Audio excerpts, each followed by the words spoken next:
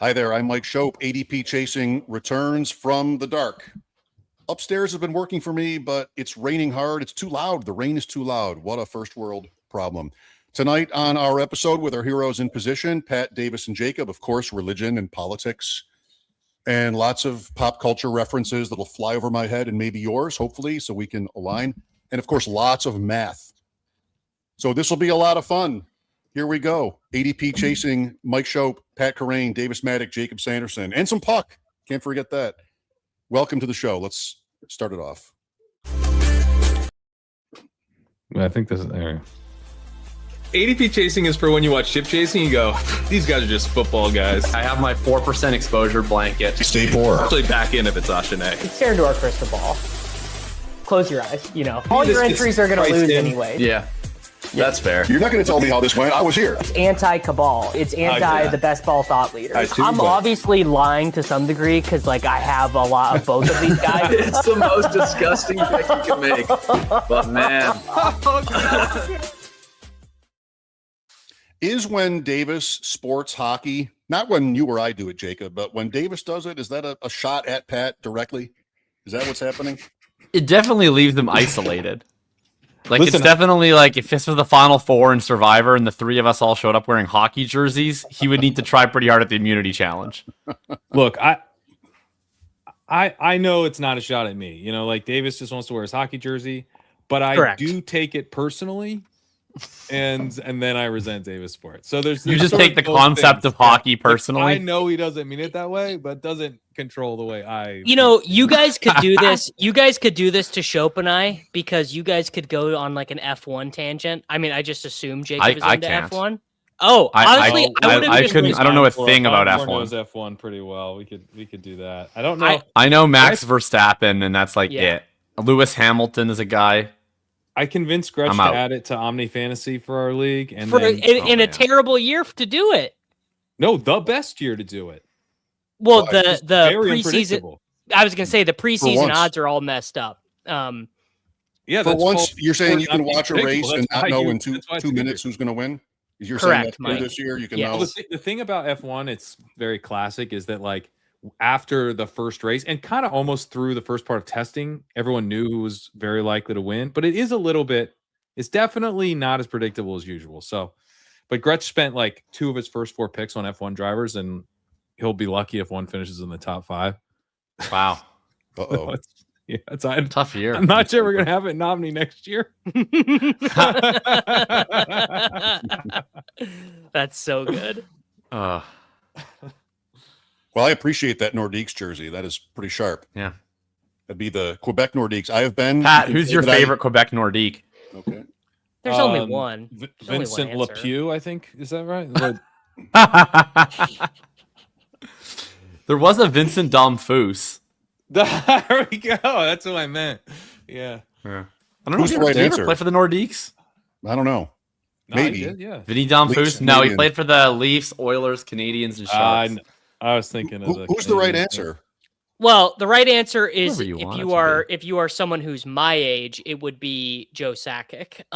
If you are someone who is maybe of a different generation, you would say Mark Tardif. I think Claude Lemieux is the best answer. Oof.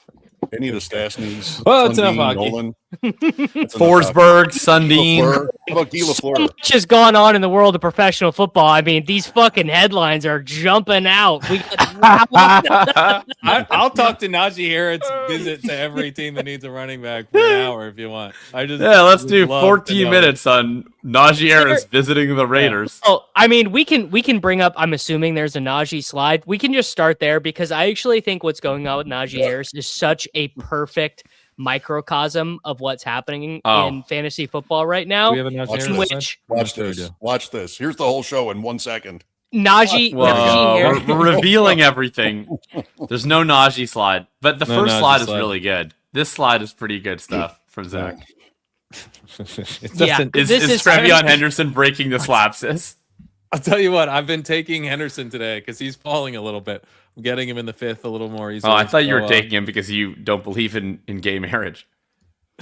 No, that's not why. Yeah, I mean, it's a crazy story. The Jaden Ivey thing is the Jaden Ivey part of this is insane. That he's Jaden Ivey just needs help. Yeah, he just needs help. Needs serious mental health stuff. Yeah.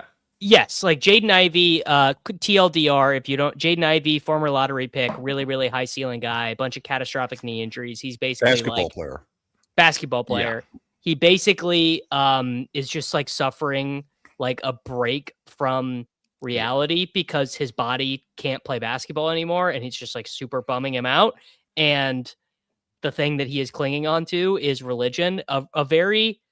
I'd be curious his thoughts because he seems to be very anti the Catholic Church. So I'm wondering if he is like that's not a problem. No, but very, very like super into Christianity, but very I have. Yeah. Believe it or not. Do you think he gets along with a guy named Martin Luther? That's well-trodden territory, David. I'm telling you. Jaden Ivey's 96 Theses. Yeah. It's all just very bizarre, and apparently TreVeyon Henderson has his back. All the Protestants are just jealous. They know we're the coolest Christians. There is Catholics are not the coolest Christians, and I say this. Oh we are, buddy. Come on. I got it unlocked. Catholic school through high school. I can tell you, we're not the coolest. We're awesome. You think they made The Godfather about the Protestants? No chance. They didn't make The Godfather about Catholics. They made it about ingrained. It's ingrained. There's the spoiler alert if you haven't seen The Godfather, but like the quintessential scene takes place over a communion, the confirmation. It's a baptism, isn't it? Well, whatever. Yes. Baptism. Yeah. Yeah. It's a Catholic really baptism. Stuck with you, huh? The religious imagery. Something in a church. They're in a church, and it's a Catholic church. It's not a Protestant church. It's not an evangelical church. And they're doing some sort of important ceremony. Bulls fan? Is that how we're tying this all together? This is all something in the church. Yeah. The Pope is for sure a Bulls fan. Well, maybe not anymore. Or maybe this makes him more of a Bulls fan. No, that's canonical. It's absolutely canon. In the literal sense, not the 21st century sense of canon. It's literally canon that the Pope is a Bulls fan. Would this be a bigger story if the Pope had retweeted this with the exact same quote? I don't know. In our world, maybe. Not in our world. In our world, we'd be like, whatever, who cares? Where's the Pope on the Slapxis? This Pope? Oh, the Pope? Yeah. Religion, check. Politics, check. Irrelevant pop culture references, check. We just started. Right wing, no slap. The Pope is very establishment. The most establishment. This guy's got to break in the mold a little bit. Not this guy. You're saying he's for popes? Or are you saying I see. This Pope? Like it's definitely not Pope? Like Pope Benedict. Yeah. Oh, yeah. Yeah. Like we've really. I mean, he's probably left wing for popes. If that's the popes have gone woke and not yet broke. They're not going broke. The popes need a lot of work to do to go broke. They're famously the Catholic Church actually quite wealthy. This is definitely what our viewers want. How do you guys think Vrabel played the Henderson story? I mean, about as good as McVay played the Puka thing. Mm-hmm. Just like you gotta put your arm around him. I think that was the McVay. These guys, this is literally the whole point of the NFL is so that no fan ever has to deal with what these players think about the world. Like this is an NBA ass storyline. Like TreVeyon Henderson being in the news for an opinion is like as bad as it gets for the National Football League. The National Football League would I'm being so dead ass. They would literally rather have 15 more Rashee Rices than one more Colin Kaepernick. Come on. Oh, then Colin Kaepernick. Yeah, but he was actually like standing up for injustice. I'm placing no value judgment on anything. They won't have another one because they'll blackball that guy too. Davis is a centrist slappy. He's all opinions are equally bad to him. No, well, I mean, all opinions other than mine are bad, yes. But what I'm saying is that these types of stories, the Puka Nacua thing, honestly, Adam Silver, that's how much in the NBA I am. Roger Goodell in the league office in New York would literally rather have Puka Nacua biting women in the club than this type of stuff, than have to deal with this. No, what do you think? This what do you guys think of the story? It's just we're so bored right now. Yeah, we're bored. Quote tweeted something with a Bible verse. All these guys are super religious. They thank God for everything. We know this. It still went nowhere. Like this isn't a Puka, story. In July, if this or training it went camp, nowhere. everyone's reporting this happens. This would last like 10 minutes, and then we'd like look at a video of some guy's quads being bigger than we thought, and be like, "Oh my god, Can we get some It did quads? last 10 minutes. It did last 10 minutes, if that. If you go to the bar tonight, don't look at a not man's one- quads in front of Jaden Ivey and TreVeyon Henderson. Not one person is talking about any of it. It's true. It's true. It's already over. I'm not saying it's Very right, good. but That was nobody's well talking done. about any of it. Everybody who's watching this show tonight wants to know whether we draft Henderson or we don't. We're gonna draft him like I would." I wasn't before. that into This him is not a before, but story. this tweet does not affect my position Yeah. on TreVeyon Henderson Could not whatsoever. matter less. It This shouldn't. couldn't matter less. If he falls for some reason, I guess I'll draft him more. Right. Yeah. Vrabel today, do you see the move he made, by the way, with Brady? No, I didn't. No. So they all have their tables for the coach's breakfast. Today was the AFC. And Brady Okay. is sitting there with the Buffalo media. Vrabel gets done and he's walking past, and Brady, there's a picture of it. You can find it online. Brady has his plastic or cardboard nameplate. Vrabel apparently is walking by. He picks it up, crumples it, and throws it down on the table. And they laugh and he leaves. And so Who my laughs? sources. You're Vrabel, saying he Joe was Brady the- also left? No, Brady laughed. Vrabel laughed and then left. Okay. And my guys are telling me that Vrabel and Brady were socializing last night. Last night's the big party. It's like the highlight of the 2 days. And that it was just Sal Capaccio, my colleague at WGR, called it two dudes having fun. I don't know. Yeah. If you Yeah, do that they to were- me, Don't tell TreVeyon. don't do that they to were- me. It sounds like it could be an inside joke. They were What could teammates be? for how long? How Vrabel was a Patriot for 11 years? Joe Brady. Joe Brady, wrong Brady. Oh. Yeah, Shope, I'm sorry, man, I but think like it's fine. Brady doesn't mean Joe Brady. Yeah, He Brady. does at the Brady- coach's Tom Brady. breakfast. All due He respect. does when he's citing his sources on Buffalo radio. I think we can deduce that. It's the coach's breakfast. It's the- I knew what you were talking about, Shope. I was you. locked in with you. Pieced it together. I did But, my best. It's hard to yeah. break news anymore. It's a full name. Joe, we need the first name on Joe. Pat, maybe this makes me a loser or something, but when I go to Vegas and they have my name on the little nameplate and I'm drafting fifth for the main event, I want to. Nobody's touching that. Imagine you come over. Maybe you'll do this year now. It'll be our inside joke. You come over, crumple it up, and throw it down in front of my face. That's cool. Am I going to laugh? No, I'd be so pissed off actually. I hate it. I It's such a wouldn't do jerk that move. out of context, but what if they were joking around? What if he It's possible. did something last night? What if Brady got him last night in a funny way and they laughed?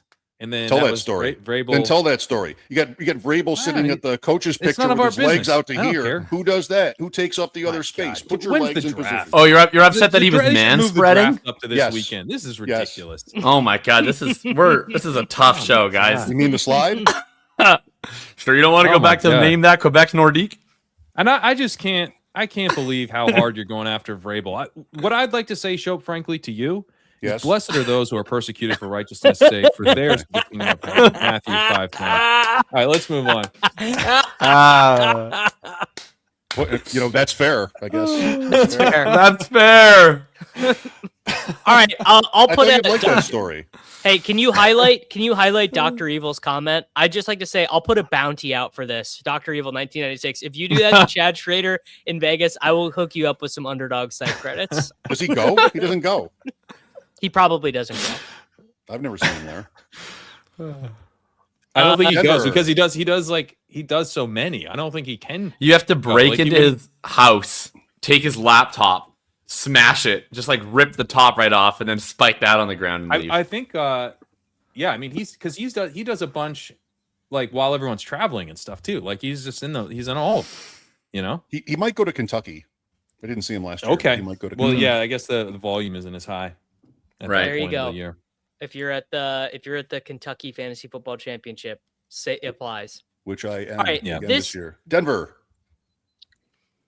So Jacob and I, if I remember correctly, we were way pro, not pro Dobbins, but we thought Corain's. I'm original pro ranking- Dobbins.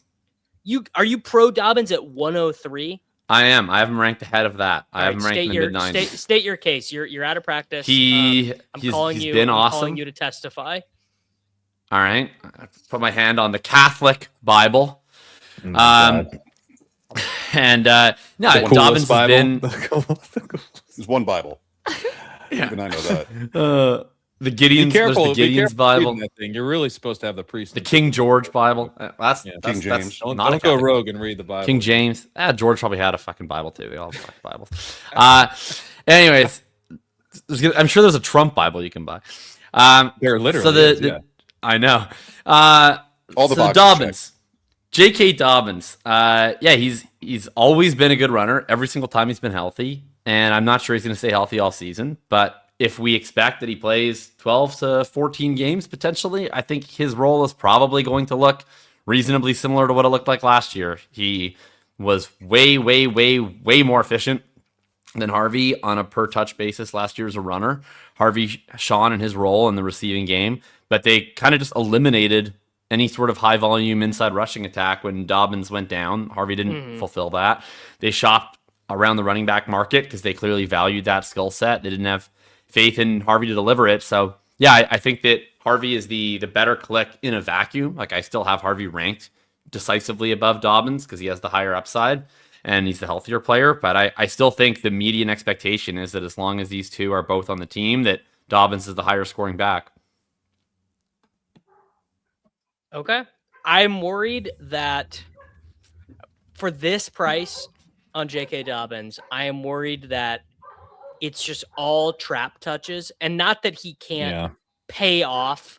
Like, but what about the goal line touches? This is such a Gretsch thing. If I can try and do my Gretsch bit, it's like, at the end of the season, J.K. Dobbins could stay healthy and finish as the running back 19 in this role, and then never have topped 14 points in any game. That's fine on underdog.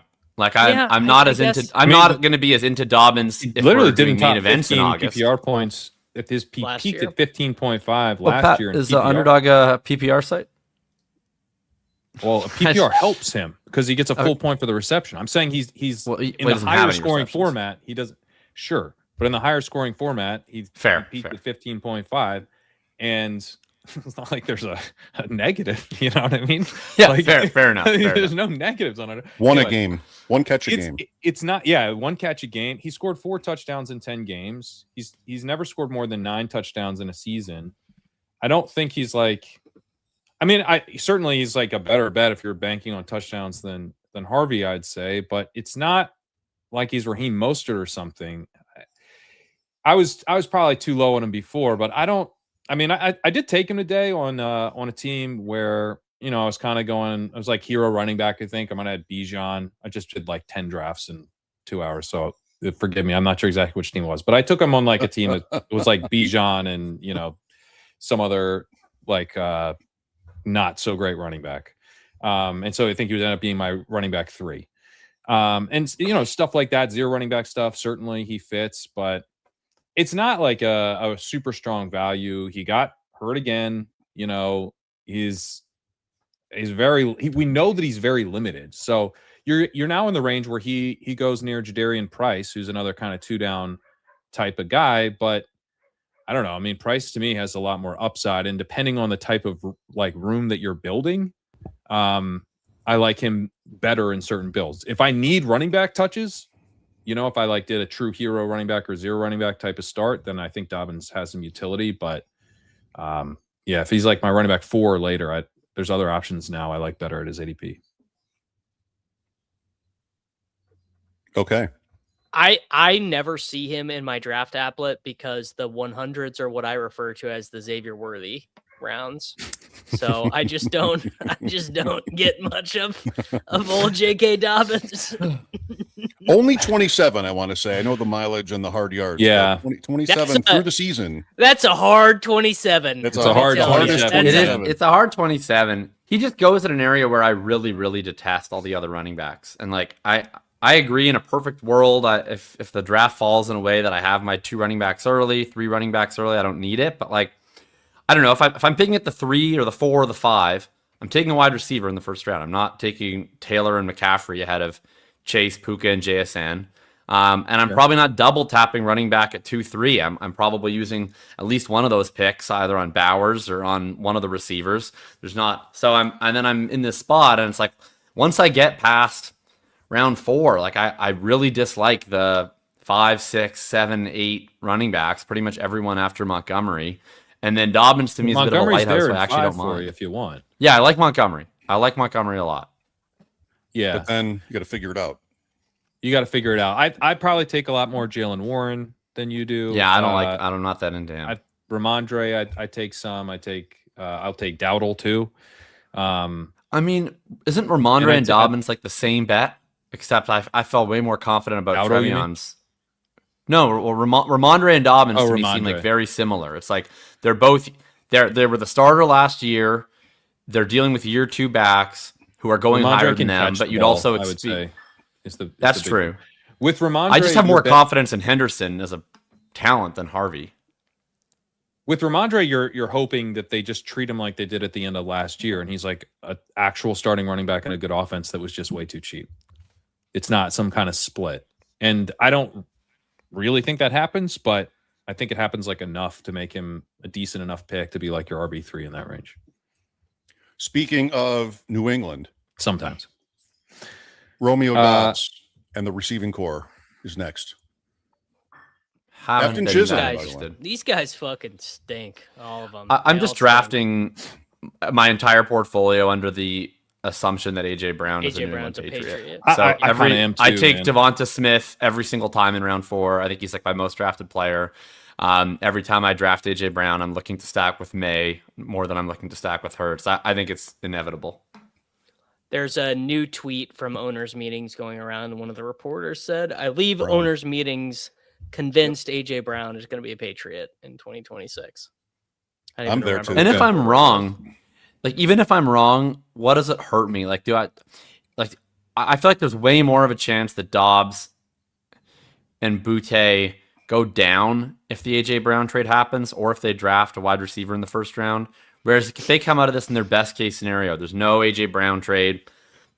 They don't take a wide receiver till round 3 or later. Like, are these guys going that much higher in July and August? I feel like not more than like a half a round, maybe a round or 2 with Boutte. But like, how high are we really drafting Romeo Doubs? So it feels like the downside risk is more available to me than the upside case is.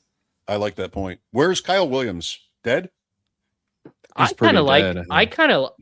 kind of like him just because I'm so not a Dubs guy, but it's probably ill. I don't see the point of him right now because of the AJB risk. Like he's like the handcuff. He's like a handcuff to the 2 guys outside. What about Douglas? But he might not be a handcuff because Boutte might get slid down. He never passed Boutte last year, so. And then in the slot, maybe Kyle Williams was in the slot, but I don't know that's true. If Kyle Williams was not good enough in his second year to get on the field ahead of Kayshon Boutte, I never should have drafted him in the first place, and the New England Patriots shouldn't have either. I have bad news for both you and the Patriots. Probably that sounds about right to me. And I drafted plenty of Kyle Williams, but like we're drafting these rookies because we don't know, right? We really genuinely don't know, and neither do our opponents. And then we get a full season of information, and he wasn't horrible. He wasn't as bad as Jalen Polk or whatever, but he wasn't good.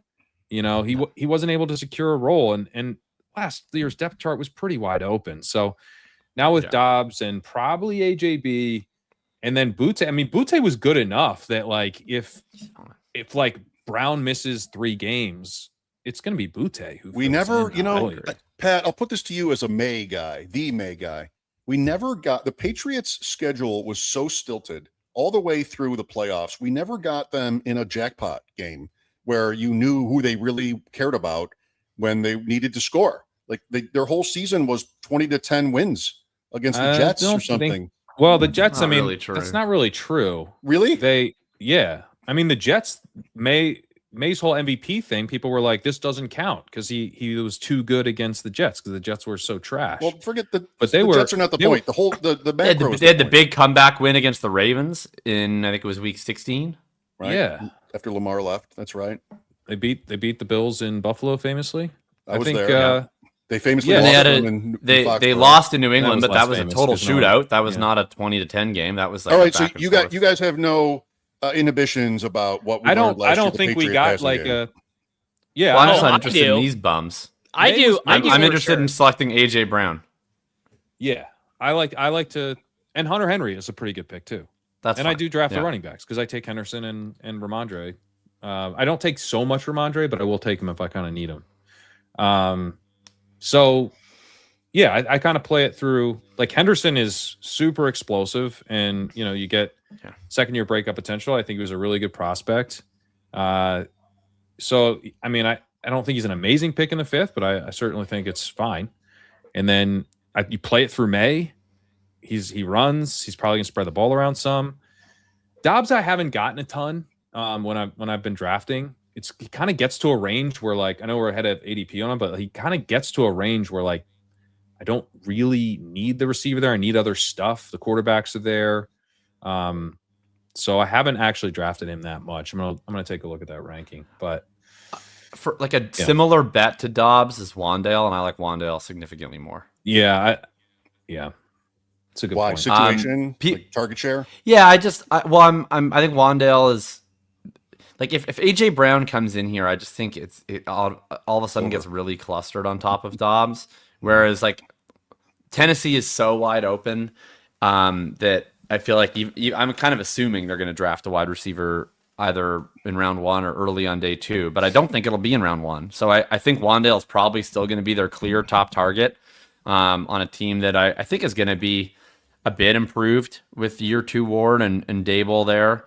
And Wandale is like kind of whatever you think of him as a player. Like he can earn a lot of targets, and he's going to be in a team that probably has to throw from behind a lot and in a spot where there's no one really challenging him for targets. So I just think the ceiling's a little higher. Right, he's with Dayball again, so like you don't have to worry so much about the deployment being really bad and dumb. Like they know how to use him. Yeah. Okay. I mean, also, with Wandale, I worry about stuff like that. Like they signed this slot guy, and they're like, "Yeah, he's playing next for us." No, totally. Yeah. All right, risers. By the way, Boute's been one of the worst picks in the entire thing for like the entire... I think I have not taken him once. Yeah, I'd rather take Williams. Yeah, I would rather think that's fair. I'd rather take Stone Free Williams than Booty. I just wouldn't bother. I wouldn't bother either, but I would not. Boute's been a bad pick, and he remains a really bad pick. I think. Devil you do know versus the devil you don't know. Oh, spoken like a true Nordique. Well, neither guy probably has a job, which is the problem. Peter Stastny was your answer, sitting right beside me. Is that me. Paul? Is that Paul's dad? Yeah, maybe yes. Dad or uncle. Paul is his son. There was a few Stastnys. Peter, Anton, and Marion. All right, moving on. Risers. Yes, Peter, Paul, and Mary Stastny. Peter, Paul, and Mary Stastny. The last time I updated my rankings, I was flummoxed to see this DJ Moore ADP. Are we being so fucking people serious, love dude? DJ Moore? I used to be a DJ Moore guy. Just another year of fading round 4. DJ Moore is incoming. Dude, he's with Brady now. Brady's going to support him. Yeah, Greg Brady is his new best friend. Is that too old a reference? Has ADP chasing ever sounded older? We know Moore. Greg Brady. DJ Moore has remarkable, just an incredible PR team. Like I actually don't. It's been 2 years of hating on this guy, but for me, so like maybe I just over-index on opinions I see online that I disagree with, but it just. I don't know that you the are. vast majority of the tweets that I see are like, if you don't think that DJ Moore is going to be a top 12 wide receiver with Josh Allen, you don't know what you're talking about. We're a loud fan base, Jacob. We're a loud fan base. We're very. It's not just Bills fans. Like it's some Bills fans. It's fans. It's mostly like just DJ Moore fans. Like he just has a lot of really ardent supporters in the community that like seemingly have not shifted their view on him at all over the last 2 years. And like, I mean, I read like Matt Harmon's piece, which was reasonably optimistic on Moore, and I thought he did like a pretty good job of being honest about Moore's issues the last 2 years, but also giving, I think, a reasonable case for why he might look a lot better this year. But the idea that he just like hasn't declined at all over the past 2 years is like nonsense, and I see it all over the place. It's bizarre to me. DJ Moore's funny. He's like a bar that we all were going to, and then but kind of like changed Like the clientele sort of turned over. He used to be the left wing Slappy. He used to be like, he was like if you were a metrics guy, if you were a left wing Slappy, DJ Moore was your guy. Mm-hmm. I was first one out on DJ Moore. I was like the guy being like, look, there was an incident with John Fetterman and a gun. Actually, I don't know if we should nominate him. I was like, listen, Jacob, that table's being a little loud, but like, come on. Wow. I never get politics right, but I was thinking of him just as you said his name. That's a proud moment for me. More, Brian Robinson, Romeo Doubs covered, David Montgomery, Jordan James, Najee Harris. Here you go. He's getting a lot of hype. Jordan James, Concepcion, Dobbins, and Christian Kirk in San Francisco. This is how Jacob. I can tell. The Jordan James thing is how I can tell a lot of people are relatively new to fantasy football. To best ball. Yeah, because they're like, dude, Jordan James running back 2 on the depth chart. I'd like you guys to do a quick Google, very quick. Just Google 49ers draft history Kyle Shanahan. He takes a running back every year. Every year. The Trey Sermon chapter of ADP chasing. Joe Williams. Tyrion they took Eli Mitchell that same draft. Mitchell. The thing is, he usually takes 2 guys and then starts the later drafted one. That's his move. That's what's so weird about the Jordan James thing is like I've read this completely differently. There's this whole James. Let's go to Titans. That's good. That's good. Way to go, Dorito. It's I keep seeing this news cycle of oh look, you know, we got to take wear and tear off Christian McCaffrey, and I'm seeing the Jordan James hive be like clearly that is good news for Jordan James. First of all, I don't believe Kyle Shanahan at all. I believe that in his heart of hearts, he would like zero. I believe that in his heart of hearts, he would like to reduce the wear and tear on Christian McCaffrey. I believe 0% that when push comes to shove, that he's going to do anything differently. Like he says this every year. Sean McVay would also like to play Blake Corum a little bit more and take a little bit of wear and tear. Well, he actually did that last year, to be fair. Kyle Shanahan would like to have less wear and tear for Christian McCaffrey, and Kyle Shanahan would also like to work out more often and eat healthy. Yeah, be less of a dick in press conferences. Be less of a dick. Stop lying all the time. You know, there's lots of things he'd like to start doing. I love maybe go for a 4th and 1. We have activated the Jordan James hive. In chat, of which it's so funny that there is a Jordan James hive. There's a hive for everybody. He runs like a 4.9. Get out of here. Known to stay healthy. Okay. Oh, also, here's the thing with if I believe Kyle Shanahan for a second, which again I don't. You shouldn't. And they are actually intent on reducing Christian McCaffrey's wear and tear. That tells me they're going to be drafting a running back. It doesn't tell me they're going to make room for Jordan James. That isn't Garendo still on the team? Like what? Are we even sure that Jordan James is the head of Garendo? Okay, as a big Garendo guy last year, it's over. Like the Garendo thing is But what evidence is there that Jordan James is anything but a figment of our imagination? Did he do anything? That James was active and played ahead of Garendo after Garendo got uninjured last year. Okay, for 4 snaps? For literally nothing. But yeah, Garendo is giga dead. Okay. Garendo is remember that guy. The Jordan James hive in the chat shows up because Davis said everybody who's drafting him is new to fantasy football. Meanwhile, you could be watching us talk about the Pope. No, I think that Jordan James is like a classic. You know, you're probably on the newer side of best ball because he's a good managed pick. I think he's a totally really solid, really good managed pick. Like if we were going to hold this guy until week 1, and he was like insurance on McCaffrey for free, and then if McCaffrey's healthy and we need to churn the spot, we churn it. Great. If I was drafting a main event team this week and you guys were like, let's draft Jordan James. Sure. Round, lock me in. Yeah. No problems. No problems.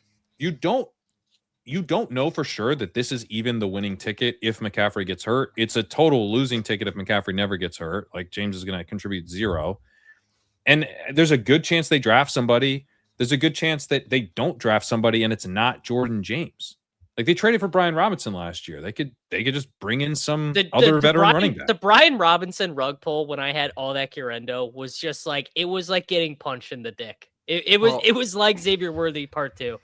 We were on stream live when it I couldn't happened. have possibly been dared to draft Isaac Arendo last year, just like I couldn't possibly be. Oh, fucking look at this guy! Year. Look at this guy who was so smart. No, it's just enough already with these shitty San Francisco running backs. They don't exist. They're not real. Do you want to guess how many regular season touches James had last year? Please take a guess. 1. The answer is 0. The answer is 0 touches. I don't remember one. Yeah, every 20-round running back is likely 0. I mean, I'm not drafting many 20th round running backs. You know who right? isn't. There's not a lot of good running back clicks. You know who's not a 0 in the 20th round? Najee Harris is scoring 157 half-point PPR points. There's nothing you or I can do. I'm sorry. Okay, I know you love to say like fake information and then say there's nothing you or I can do about it. That's like your favorite thing to do. Look, like, Ray Davis is scoring 18 touchdowns and there's nothing you or I can do about it. But like, no, he's not. 257, 150. It's always a great. Davis is the best at the random. Yeah, it's numbers. great. Yeah, it's always odd. It's never divisible by anything. It's always prime. 157. Look, man, don't fucking shoot the messenger. I'm just the one who gets the scroll from the future, Jacob. I think Najee Harris is not Jordan the future. James could be a good pick later. And of course. Najee Harris could maybe be an okay pick later, although coming off the Achilles, I don't have much interest Bro, didn't in you see him running 14.2 miles per hour on the treadmill? That's full speed for him. Towing a sled. Oh my God, man. But like, I don't know. I just feel like we want, why are we like burning roster spots most likely in the hopes of what? Like we might bank a contingent play. You know what I mean? Like just, I don't know, draft George Holani if you want to like do something goofy. You know, at least like, I don't know. I'm not really drafting. See, George Holani, I literally cannot even tell myself a story. I drafted him once with Sam Darnold today, and I had to IKB the sidekick to do it because the sidekick thought it was dumb. But yeah, I just had a little fun. But I mean, I don't think outside like Nick Singleton, right? Like and Katron Allen, maybe down deep. I took Seth McGowan once in the 20th today. There's not a lot of good running back clicks. I think Ray Davis is fine. I'm actually confident he's the 2. That's interesting. We were talking about him today. If I can sort of jump in here, I know my Buffalo radio sources, that was derogatory. But Ray Davis became the first team All-Pro kick returner. We covered that a couple of weeks ago. I'm not sure he is. I think it's interesting. Ty Johnson got right there next to him in carries, scored 5 touchdowns last year, 3 through the air. Right. And he's under contract too. There could be somebody new, but that's because Cook never got hurt. Yeah. Well, fine. And I just want to say I appreciate you just not calling him Davis because that would have been very confusing. The first name. All I did was say the coach's breakfast, but sure, Brady could be confused as a coach these days. He's everything. Honestly, good. Yeah, he could. Tom Brady. Well, Ray Davis is most certainly the 2. This is just how NFL teams work. People have a real hard time with this. This is basically how NFL teams function in the modern era, where the running back 2 stays in his role and the running back 3 gets promoted. We've actually even seen more extreme circumstances of that, where the running back 2 and the running back 3 stay in their role, and a guy gets promoted from the practice squad to be the primary, like fill-in. For the is that what the Caleb Johnson hype is about? Mike McCarthy had to invoke saying 3 Hail Marys to explain how Caleb Johnson could possibly get on the field. Mike McCarthy, pro-Catholicism. Catholic. Right. Yeah. Frank Gore Jr. is the practice squad Bill's name you want. All right. There you go. Could be someone new. I hope there is. Brashard Smith, by the way, someone just asked about it. He will make the Chiefs 53. He will not be a useful or relevant fantasy player. No, that seems pretty unlikely. Being cut from all my FFPC dynasty teams tonight, very sadly. Hate to see him go. He got this is Sam Sherman's greatest tweet. it's oh fuck, what was it? It's Amari DiMercato. It's Amari DiMercato is Spanish for practice squad cut or something. I don't remember what I'm gonna have to go dig it up. But it was so good. I always remembered the verbiage. Amari DiMercato is Spanish for Rashard Smith can't play running back at the NFL level. At least I can understand that. Yeah. Fallers, ready? Yes. Yep. Mm-hmm. Trey Benson, Stephon Diggs. Undraftable.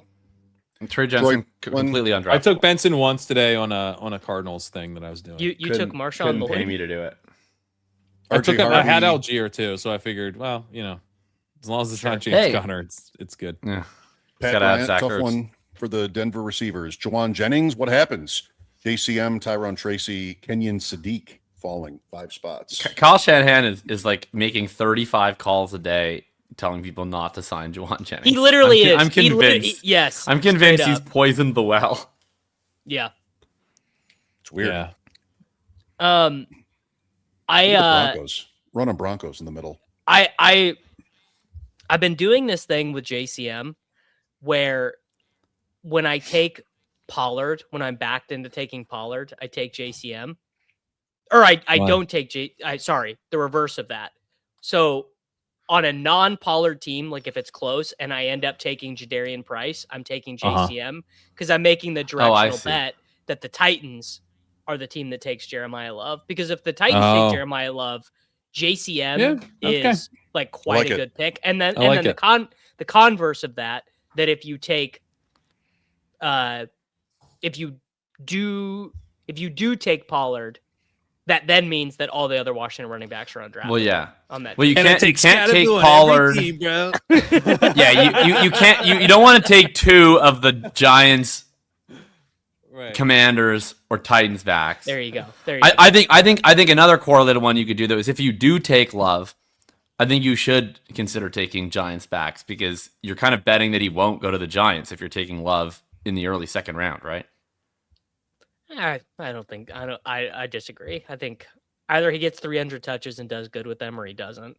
Is the Giants he's not going to get 300 touches on the Giants. What, Pat? If the Giants take him and fucking give Cam Scatterbo 10 touches a game, just fold the fucking organization right now. Dude. Just prepare yourself for that. No. Jameer Gibbs was like a backup to David Montgomery for half the season as the 12th overall pick 3 years ago. It would Why not not? be the same situation because there's new coaching staff. Okay, cool, that was fun. Run into another telephone pole on your own time. We're gonna go ahead and imagine the Giants hype video of Jeremiah Love just looking at Cam Scatterbo headbutting the concrete wall as they go out on the field. Imagine thinking Joe Shane has. I think you're going to be in this organization remarkably annoyed by the amount of touches Cam Scatterbo gets if the Giants take Jeremiah Love. Jeremiah Love is not a workhorse play. Like it's a bet on explosiveness but it is a workhorse play on the Titans or the Commanders. Player. He's an offensive weapon. I don't know that it is, man. Like I would expect Pollard to still have a role. I think if Jeremiah Love is taken by the Titans, Pollard is a free agent the next morning. I think it's Tennessee. He's traded or cut. Yeah. I agree. What team? How much is he making? $7 million. He's making more than $7 million, but it's $7 million is what they would save by releasing him. Yeah, maybe you're right. Well, why wouldn't they have already done that then? What team needs? Because they haven't made up their mind yet.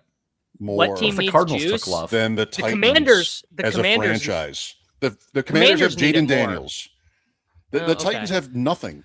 You sound like Aqib Talib arguing with Hayden Winks today. Not getting a word in. No, Wait, what's your argument, Show? What team in the NFL? I mean, maybe for years has needed more life injected into their offense than the Titans would get from Jeremiah Love at 4. That's what they're going to do. They have who can name any Titans? Cam Ward, I guess, but he was pretty bad. Wandale Robinson, receiver, really, man. Like it would be such a disaster. Later. Yeah, Carnell Tate is Carnell Tate juice. Yeah, take Carnell Tate. Take Denzel Boston in the second round at the beginning of the second round. No, Denzel Boston. I think they should just take the best player available at a premium position, and if that's I don't think you not at a premium position. I think they should take an edge rusher or an offensive lineman. Wow. I would do the same thing. I think you just build through the trenches, take those guys. Unfortunately, like the thing with the Titans is I don't think Cam Ward is it. So, I mean, you can draft Jeremiah Love if you want, but most likely you're going to have. They have to play their hand quarterback to like figure they out, think and he running is. back is one of your key pieces. But I don't think you force. I don't think you force a pick. Like I would just never take a running back 4th overall under any circumstances. I think it's a crazy thing to do. It's a crazy. I'm not saying they won't do it. Like I think Love is clearly going to go 4, 5, or 7. So an NFL team. I also think it's really short-sighted to think about like selling tickets. You know, who sells a lot of tickets? Like teams that go to the playoffs every year. I think teams NFL teams. Super Bowl. I think NFL teams always sell tickets. But then Tate, like I get the argument you need a receiver, but I just think that's an overdraft at 4 to take one of these receivers. So I don't know. It's a little bit of an overdraft for sure. Like you'd like to take offense, but like or anything. Wide no, but like just take Ruben Bain. Second round. Okay, yeah, I'm sold. I would take Ruben Bain. And then take a wide receiver in round 2. Like that seems fine to me. Like I know you have a young quarterback and you'd like to pick offense if you can break a tie towards it, but to me, like if the options are an edge rusher, a clearly inferior tackle or wide receiver, or a running back, I'm just taking the edge rusher. I know, but Love is different, and if he can actually, never mind, Ben. He's not. He's not different. Do it. He's the same as all these other guys. He's the same as all these high-end guys that haven't changed franchises. Saquon didn't change the Giants franchise. Bijan hasn't changed the Falcons franchise. Genti hasn't changed the Raiders franchise. I'm just trying to think like I think the Titans would think. Oh, and I think you're right, Joe. I think the Titans will do it. That was my point. What team needs more like injection of talent that they can market than that team like in years? So he is that. It's not Carnell Tate. It's probably not even Ruben Bain. The Jets. Yeah. No, you're probably right. You're probably right. I think he's going there. That's all I meant. Yeah, I think he's most likely to go there for sure. But it would be the least defensible. Because I think the most defensible is the Commanders. Agreed. Where like you big time agreed. You have Jaden Daniels. You figured out quarterback. You've got Jaden Daniels on the rookie deal a couple more years.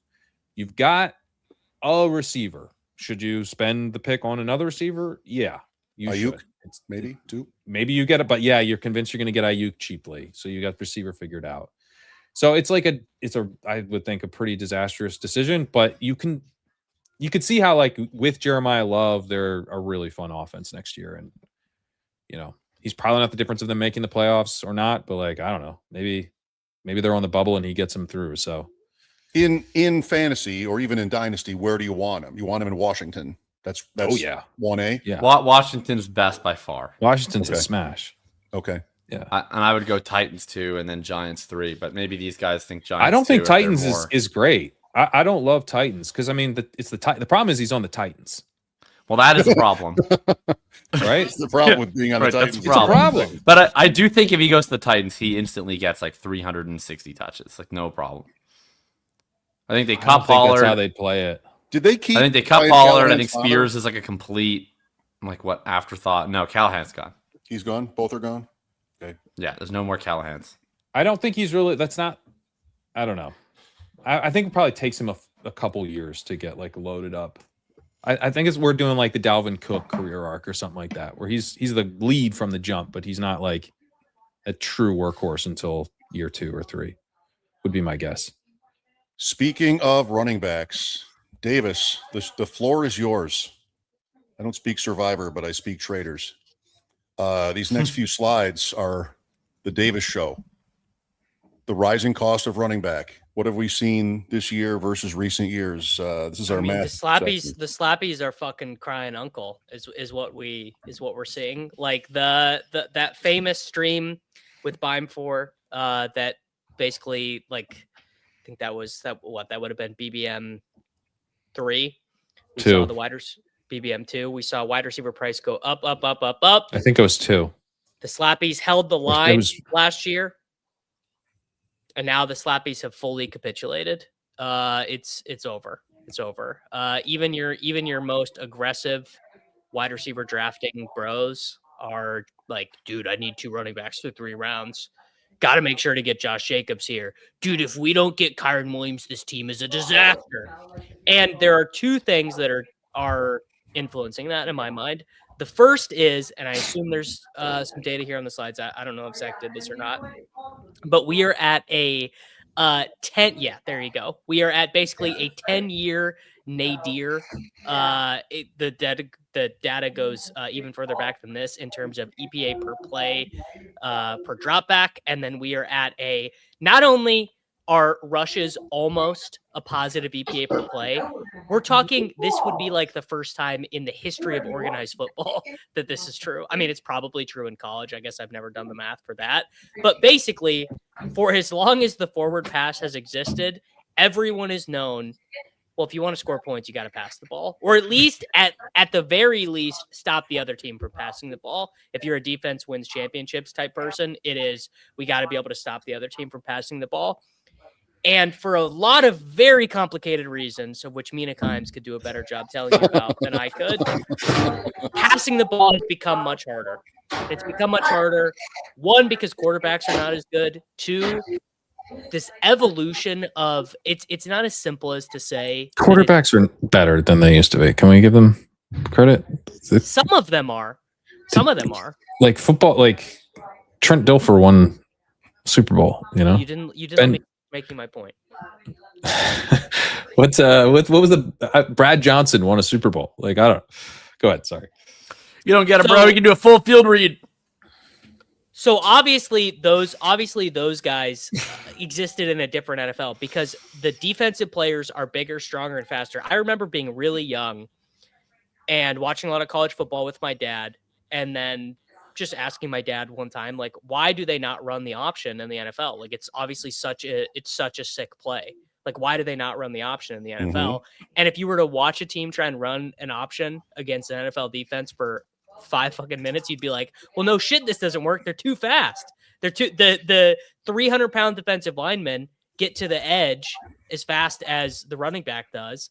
The linebackers are just nightmares in space. The defensive backs are so strong that they can make open field tackles on the running backs. It's just a whole different ball game.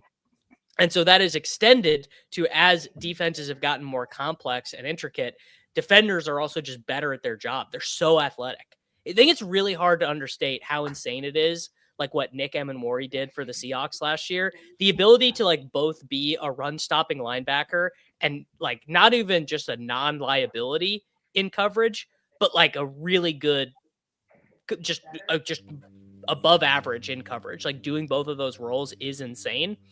Do I think that this trend will continue in 2026? I mean, I really hope not. I really hope that like Kyle Shanahan and Sean McVay and Andy Reid and Shane Steichen and these guys have been absolutely in the lab, ready to go with things that are going to make defenses head spin.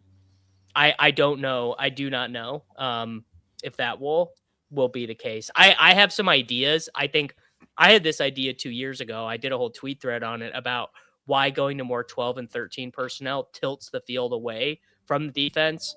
And then Sean McVay and the Seahawks did it last year to great success because you can obviously run much easier out of those formations. And if you are comfortable dedicating 50 targets to Colby Parkinson, if you are comfortable shifting, I mean, what did Terrence Ferguson get as the third tight end on the Rams or whatever? Yeah, it's like the thing is they're doing what the Rams are doing is they're kind of like they're conceding like from the jump. Conceding. Like Yes. The thing we would like to do is put our best pass catchers out on the field, but we know you kind of have answers for that now. So we're going to put our not best pass catchers out on the field, or at least some of them, and then pass, because you're going to assume that you can't just put your pass stoppers out there because we have run formations, and then we'll pass out of this. But we really are still doing it to pass. It's like heavy personnel for the purposes of passing. But then the defense is like, actually, we are just going to play this like pass. So now you're going to have to run the ball out of heavy personnel, which is what, you know. So yeah, eventually it's going to be like goal line formation, trick play. Well, let me offer you a sliver. I think it's going to go the other way. Hope. Yeah, no, I do. Go ahead, Jacob. I just think it's going to go the other way, which is that this whole bit, like the gambit of Seattle is especially interesting last year because it's so clearly what Mike McDonald thinks that the right answer is, because they were a team that on offense went a ton of heavy personnel, with the goal of, I mean, they did run it at a high volume, but really they were kind of just like accepting running from heavy personnel into condensed formations. They're accepting they wouldn't be that efficient doing that, but they thought it was really important to maintain enough of a balance to be able to throw the ball really explosively. You saw, similar to the Patriots, like had a lot of condensed formation. They didn't even run the ball as much out of it. And the Rams similarly. But then on defense, Seattle was not doing what they were trying to bait teams into. If you got heavy on Seattle, they went 2 middle fingers. They stayed nickel, and they were like, if you want to run the ball for 6 yards a carry, go ahead. But we're not taking the bait. We're not going to let you get explosive pass plays. So I think that's the lesson that eventually defenses will learn, is they'll be like, okay, well then just run the ball. And I think that offenses will eventually realize, like, well, we actually don't want to just run the ball over and over and over again, even if it's like reasonably efficient. So like if the defense is just going to play nickel, like it used to be the defense would play base no matter what. And so passing was ridiculously efficient because no matter what, if it was 1st and 10, 2nd and 10, you're just going against like a 4-3 and you can play Jimmy Graham at tight end or whatever. And it's easy. Now it's going to be the inverse, where if the defense is just going to play small personnel no matter what, they're going to be like, well, it is closer between running and passing, but like, if we can't bait you into defending the run to give us a numbers advantage passing, we'll just pass worse because passing is still better than running. Like even you're seeing this EPA differential, like despite it getting way closer, passing is still more efficient. And so I think if defenses just concede the run and you can't bait them into favorable looks, they're just eventually gonna have to pass on unfavorable looks and live with it. Yeah, I agree. And I think like what they're doing is they're basically, there's like a little edge left if you can like push some of these defenses into certain looks and you like know their rules and you kind of, they have limited plays out of certain sets. Like that's what a lot of these OCs are like trying to do. They're like, hey, out of these formations, they only run these coverages. So let's get them into those formations and then pass against coverages that we know we're going to see because that's all they have prepped for in those coverages. Well, guess what? Like next year, unless you're just a terrible defense, you're going to have more coverages out of those heavy personnel. Right. And then like 3 years from now, literally every defense in the league will have that sorted out. So at some point you're going to have to go like the Rams are playing left-handed, right? In a way, they're like, we can play, if we play left-handed, then we can do all the stuff we like to do. So let's play left-handed a little bit. But eventually they're just going to go, well, we're right-handed. Why don't we start playing right-handed again?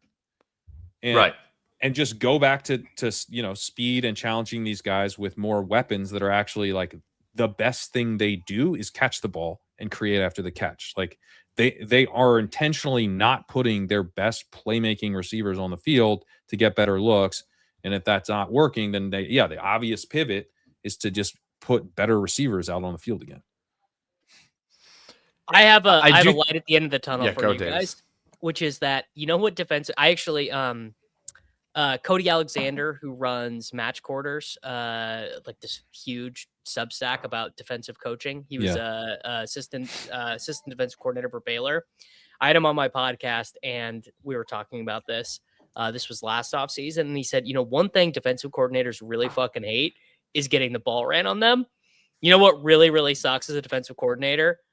When the other team lines him up and just runs 5 yards per carry. Oh, I mean, that is what has been ruining defensive strategy in the NFL for years and continues to. But eventually, I think, like, you know what coaches used to hate going for it on 4th and a foot, but like now most of them do it. And like eventually defensive coordinators just have to make peace with giving up 6 yards a carry, and it's okay. Well, then I don't have a light at the end of the tunnel for us, and it's probably just going to keep Mike McDonald, No, I think the light at the end of the tunnel is that running the ball efficiently isn't that good. Like the light at the end of the tunnel is like offenses are eventually just going to get tired of that.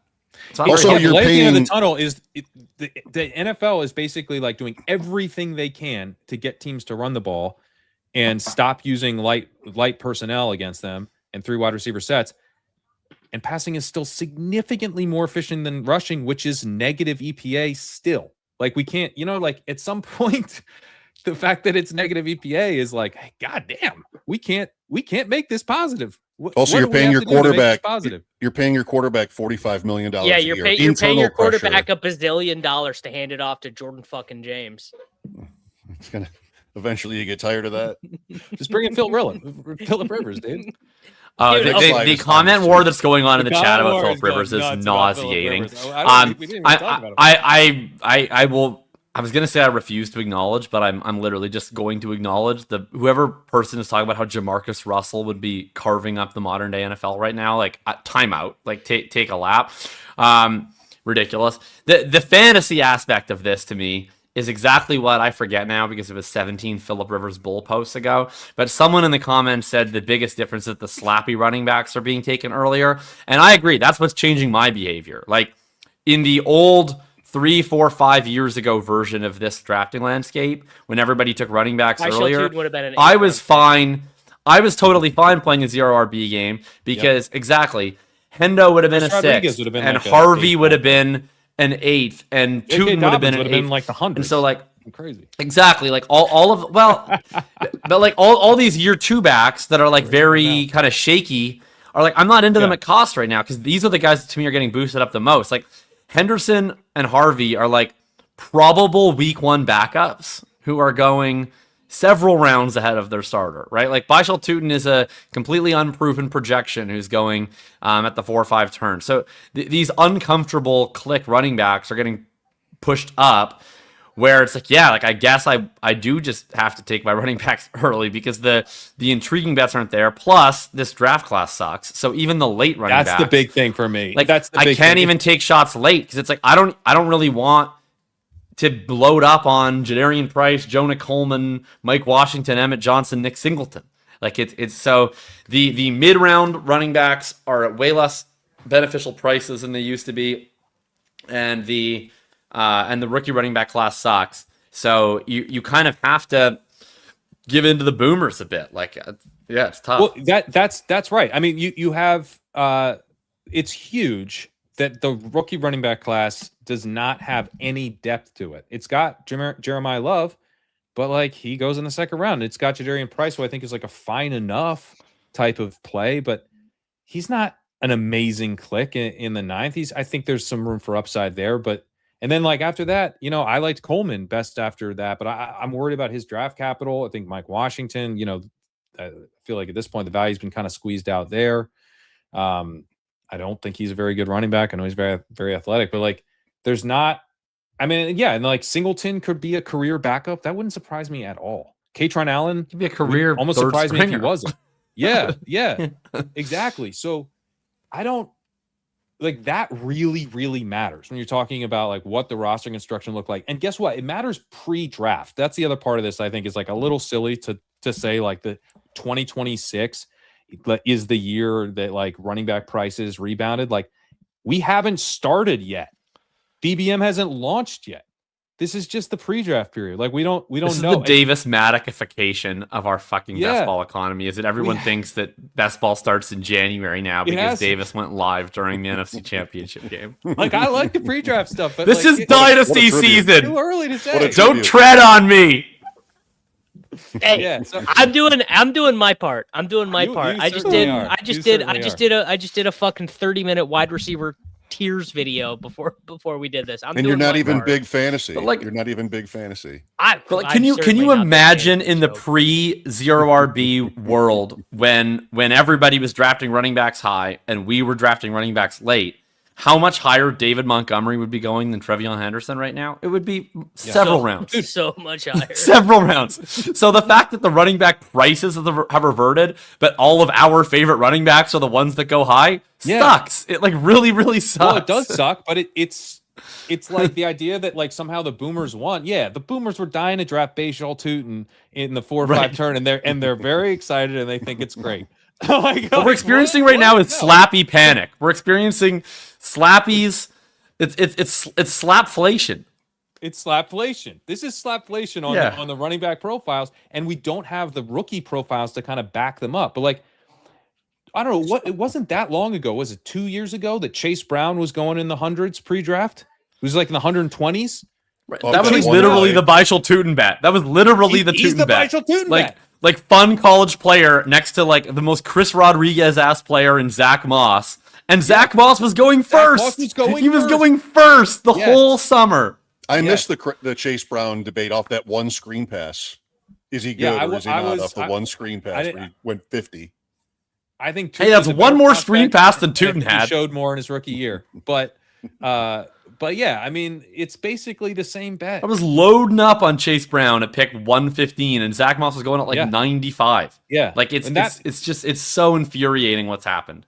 But if you have that, okay, if you I should say if you don't have those types of bets, second year type of bets available to you, like in a world where TreVeyon Henderson was an 8th round pick, in a world where Bayshawn Tootin was a 10th round pick because we steamed him up a little bit from the 12th where he started, right? Like in that world, then yeah, we have the right to kind of load up on receivers because we're making better running back bets, as evidenced by the current prices, than our opponents for less cost. So like, let's draft wide receivers first, and we'll get better running back value anyway.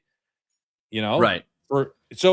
And then there's rookies that we can tackle on top of that for late season upside. But this year, all the late season rookie upside is at wide receiver because there's a bunch of guys who go for free at the end of the draft. And then like Omar Cooper, I think is still since you said you prefer him to Boston, I've not once been able to come up with a good counter argument to that. So I've just fully capitulated in the week since. And it's like, yeah, he's still in the 140s. Pretty good, actually. He's probably going to be a 7th round pick after he gets drafted in the 1st round. Why don't I draft more of him? KZ Concepcion is a great pick at cost. He's still like at 117 or something. So I'm getting all this wide receiver upside late. Generally, I'm taking wide receivers early as well. But like I know the rookie class can help me out at wide receiver in a way they kind of can't at running back. And so I'm taking more running backs early, but it's not like I will draft some Josh Jacobs. I'll draft some Kyron Williams in the 4th or whatever, but like, which are, more boomery. But generally I'm drafting guys that are like exciting upside swings in my mind. Like Henderson is speculative and a bet on talent, right? Tootin is speculative and a bet on talent. So yeah, the order in which I'm taking these guys has changed a little bit, but the types of teams I'm assembling aren't really that different ultimately, which is why I push back that the boomers have won somehow. Mine are pretty different. Like I don't know if it's boomers have won or not. It's just I'm drafting different profiles of players because the prices have changed so dramatically. Like I don't like TreVeyon Henderson at this price. I don't like Harvey at this price. Okay. I like Tootin at this price, but I certainly don't love it. It's difficult. Like I'm trying to take more of, frankly, I'm just trying to go running back as much as I can because I really like the running back prices in the first 2 rounds. But I also am not doing that every time because I'm not going to just not take Jamar Chase all summer or not going to take. So it's just very, very difficult. I think where previously the key to assembling a nice zero running back room is you mix in some floor play early season guys, some like, as Crack Rock would say, the PPR guys. And then you also get these really fun upside swings for the second half of the season at reasonable costs. But I just don't see a lot of those guys there. Like if you're trying to do a zero running back room now, the way I would have built them 3 years ago, even though it's at similar price points, it's like you start clicking running backs a 7th. There's not a lot of fun guys there anymore unless you really like Price or Mike. Like you're drafting like Jalen Warren, JK Dobbins, Chuba Hubbard, Tony Paul, and it's like those are guys where it's like you're hoping to just survive, and that's not how zero running back teams win because then you are just giving up projection. So you unless you really hit on the receivers, so it's just hard. That's why Price actually I do like because I'm like, well, Price is fun. Yeah. I can see the appeal. But like the goal was I'm drafting someone like a Henderson if he was going in the 7th, who I'm hoping if I'm right can down the stretch be performing like a round 1, round 2 player. And I got him at the 7th after I got all these stud wide receivers, but that's just not available, which I don't think is like it's not really the boomers being right or the boomers being wrong. I just think frankly the whole draft environment is much smarter where they're pricing up these running backs in a way that you can't hack it, and it's tough. Well, the other thing. Go ahead. Sorry. You guys already said this week or 2 ago, but it makes Saquon Barkley such a great pick. I think Saquon Barkley is a really good pick. Yeah, he's sort of like down the middle there, and you can accomplish a lot of the things you're talking about. Check a lot of the boxes. It's a fucking Walker. Big board. Most you can spend is $1,500. If you were to max out every contest other than the 333 on DraftKings, every pre-draft contest, drafters, DraftKings, whatever, you'd spend less than $5,000. I think less than $4,000. I'm just drafting the shit out of Kenneth Walker. I like Walker so much. Yep. Yeah, Walker's good. I drafted him on a bigger board today. It was fun. It's the most like I will be much more calm and measured when all the bigger contests are out and I'm drafting. But I just right now I'm like, bro, if Evan Silva and like Matthew Berry and all these guys, when they start doing their rankings, like, aren't they just gonna put Ken Walker at like 8? Like, isn't Evan Silva just gonna put Ken Walker at 8? Pat, you were on with Evan, right? I was on with Evan. We did a rookie draft. I didn't ask him where he was going to rank Ken Walker. I could see it. There'll be time for that. Like, where is Kenneth Walker going to be in the? To be honest, but because that's where's like Kenneth Walker going to be in the default Yahoo applet? Like probably where he is now. Yeah, 16. So. What is that? 17. I don't know, man. I don't know. On this chart, he's 19.3. That's the ADP Walker. We've got the top. And I have like higher than that. Backs. So tell me where Davis. So he's going ahead of Barkley. He's going ahead of Love, which I could see in the default Yahoo app, certainly. But wait, he's not going ahead of Barkley or Love. No, in this boomer in the Yahoo world. The Yahoo, oh, in Davis's dream. In Davis's dream world. Not the dream. I'm trying to predict the future. Okay. Well, the future, like a Targaryen dream, like when they dream of things yet to come. Yeah, precisely. Yeah. Here's my. But it's confusing and hard to interpret. But it's confusing. Well, that's like most things Davis says. Yeah. Well, this all might mean that Brashard Smith is the answer. quick, yes or no? Who of these guys are there any early running backs you're out on? And are there any that you're drafting like consistently more than your 8.3%? I'm out on Hampton. Hampton feels like total trap. I take Hampton sometimes, even though I don't have him ranked super high. I still do take him. I'm not anti-Hampton, but I like Love, Barkley, and Walker all more. So I just never really get to Hampton. Yeah, and HN. I'm having. Yeah, I unfortunately don't see HN on my app still as well. I just like keeping it 100%. I don't take either of the HNs. Really good running back. He's not being traded. That's what they say. I mean, I'm taking Chase Brown. I don't take Ken much Walker. of. I'll take him in the third if he falls, but sure. I don't really. Agree. I don't take Chase Brown in the second. I take Brown occasionally because if I start with a wide receiver at 3, 4, or 5, and then Walker's gone, I'm usually taking Henry or Brown. You know what I take almost none of is ETN. Yeah, I haven't taken him at all. So I was taking a ton of him before he signed with the Saints because the rumor was that I thought he was going to be the one going to the Chiefs. So I was hammering the ETN button. And now I'm like, well, I'm happy with the amount of ETN that I have. Right. Yeah. It is. I mean, the one that I like that I'm sure you guys are going to be like, gross is, I think Kyron is just like such a good pick where he goes.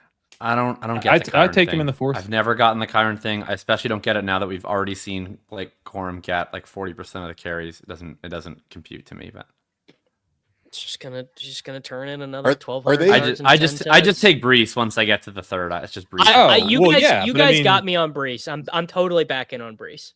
But we're not taking Kyron in the third. He's like a fourth round. Isn't his ADP ahead of Brees's or Brees? I don't think so. Slide. Well, he's not on the slide for some reason. I take Kyron ahead of Tet. I take Kyron ahead of Garrett Wilson. I take Kyron ahead of Ladd. So I love Garrett Wilson. Third round is just a jet every time. I have 100% New York Jet exposure. Yeah, well, that's never burned anyone. Are they trading Devontae Adams, the Rams? I think they just think he's cooked. I mean, that's basically what it sounded like to me. Is what McVay said. They've been listening to stealing signals. Yeah.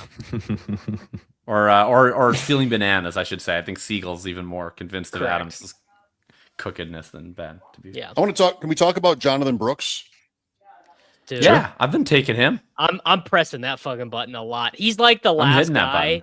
He's the last guy that you could be like, well, he could just start week 1. I mean, I know he's probably not going to, but he's the last guy that you can even wish cast that about, I think. The thing with Brooks that's tough for me is like we've never seen this guy play yet. Like he's functionally still a rookie.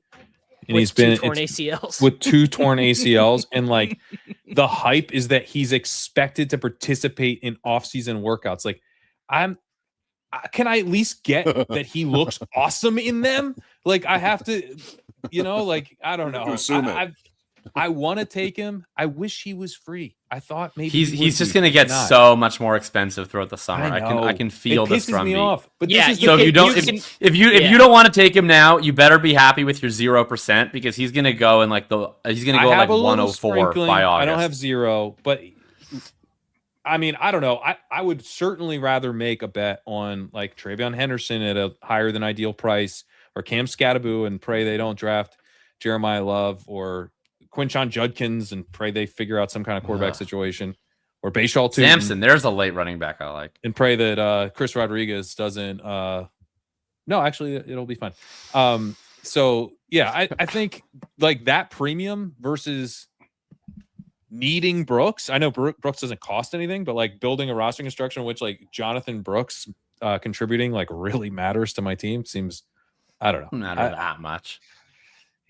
It matters a lot because there's not that many dudes. Like you're just, it's like if you're in a team where you're taking Brooks, you probably also have like Rashad White or JCM or Aaron Jones or Jordan Mason or some of these other guys, and you're like, and like 7 other probably do need them. Yeah, maybe. I don't. There's just not that. There's What's not the many guys in who Gainwell? Gainwell, I like. I do like Gainwell. Oh, What's really? their I investment? couldn't be more out on Gainwell. Like, to what extent could Really? he block Brooks? Well, they're not on the same team, so I don't think by much. I don't see him Oh, blocking. wow. Yeah. Tampa, that's right. Sorry about that. So he can't at all? Are you actually saying Are he will you not thinking block that Brooks converts to defense and Gainwell like Yes. gets him in pass protection, Whoops. or what? I don't. NFC South. NFC South. I'll just. Sorry about that. So Brooks, No problem. Kamara, is Kamara just dead to us? Certainly overall? on the I roster. couldn't care less about Alvin Kamara. I think that I'm not an ETN guy, but if like the amount of FUD that I've seen on ETN in the last week is something, I could become an ETN guy pretty quick. I don't believe that Alvin Kamara is going to be on the week 1 roster at all. I don't care what Kellen Moore says. And I don't believe that he's going to do anything because he's completely and unbelievably cooked. And he's like one of the worst pass protection backs in the NFL. So it's not even like fat Zeke where he has utility. He's just bad at everything. Wait, why are you out on Gainwell? Gainwell's good. He's on a solid I don't offense. think he's that good. He had one good year that came out of nowhere. He's like wide receiver. He's like the running back Parker Washington or Alec Pierce. No, he was a really fun prospect. And he got buried behind. He was a fun prospect for a guy who was drafted in round 5. Let's not talk about And then he DeAndre got Swift chances in that Philly part. and he never did shit. And he was pretty good in Pittsburgh. I'll give him credit for that. But I think he's being drafted really high. He's a clear second behind Bucky Irving at the 110. He's getting drafted like 6 picks behind JK Dobbins, who's just a starter. And then if Bucky even went down, I still think Tucker's better than him. The callbacks are. Yeah, I don't think. I mean, the Tucker's better than him is undercut by them like almost letting him walk and them signing Gainwell. So I don't think they think that. And I think Tucker's kind of most likely limited to some short yardage stuff, and they would turn to Gainwell as the primary guy. So Gainwell he's a receiving role player in a split is you're hoping, and then if he gets his contingent value, he doesn't get goal line work. I think he would get some goal line work, and if he doesn't get any goal line work, then Bucky's the worst pick on the board. If Sean Tucker's like a dedicated goal line back, then like what are we doing with Bucky? Well, You're betting that Tucker is not really a big work? part of their plans. Well, why can't they both get goal line work over Kenny Gainwell? Why does Kenny Gainwell get any goal line work? Because I think the answer is because Tucker's not like a huge part of what they're doing and never has been, and they just brought in Gainwell on like a pretty decent contract, right? Yes. Didn't he just get paid? Yeah, the contract is solid for sure. The contract's solid. He was really good last year. So yeah, he was solid last year. $9.8 million guaranteed. Like they have plan. He's in their plans. He's clearly in. He's definitely going to have a week 1 role. I think he's good, and he catches passes. Okay, I don't think he's good. I do think he catches passes. Yeah, I mean, look, this is the type of profile that has burned us in the past because they're fun college players. They don't tend to, especially early on in their career, like carve out the roles that we're looking for. But when one of these guys ends up getting paid later in his career, then and off of a season where he looked really good, then I think, at that point I do kind of go back and be like, yeah, this is a player that I believed in when he was coming out. He got buried as, kind of undersized pass catching running backs who don't have a lot of draft capital tend to do. But now he has a chance to kind of break out later in his career. It's kind of like a day 3 wide receiver or something, But do you think he can usurp Bucky without an injury? Is that part of the bet? The price just seems really high for a role player. I don't think he's going to usurp Bucky without an injury. But we just talked about how all the fun, none of those bets don't exist. I mean, you can talk about Dobbins. Dobbins isn't going to usurp anything, other than what. Well, that's because at best case he's going to be what he was last year for the Denver Broncos. Sure, he's gonna catch 11 passes again, and maybe he'll score 6 touchdowns, and you'll feel good about spending the 105th pick on it. But it's not there's not a lot of guys that have the market's just done a better job of pricing those guys up. Frankly, I'm hoping that new people will come in and be like, this is the stupidest price I've ever seen on Bashal Tutin and TreVeyon Henderson and Quinshon Judkins or whatever, and we can get them back in the 6th and 7th round and I hope so. draft like we used to. But for now, I think I would compare him more to Blake Corum, where you're like, I've got a guy who's probably going to be involved, and he's an elite kind of contingent type of play. Maybe you'd quibble with that because I think Corum's but I think he's a high end better contingent play. Because I think if Kyron goes down, I'm pumped to have Corum in my lineup. If I could see a world where Bucky goes down and Gainwell is fine, but him and Tucker are in a 50-50 split, and Gainwell doesn't even have the goal line. Yeah, I would struggle to see a 50-50 split given the team level commitment for those guys. And Tucker's been good, but Isn't this just your classic running back 3 becomes the running back 1 situation? Isn't That's it? my read, but it's not. Yeah. It's you think Tucker possible. would become the running back 1? Yeah, and Gainwell maybe becomes. I draft some Tucker, so that would be fun on that level. But it's Ray Davis too, right? Ray Davis is kind of the 3 in Buffalo. Yeah, that's exactly what I'm saying. Build the entire show out of JK Dobbins and the Pope and John Fetterman, and we have made it. I think there's a pretty good chance that we get to week 5 and we're like, man, Gainwell's a pretty expensive Ty Johnson. Yeah, I think that's pretty unlikely. No, that's what I think. Did Johnson ever get picked?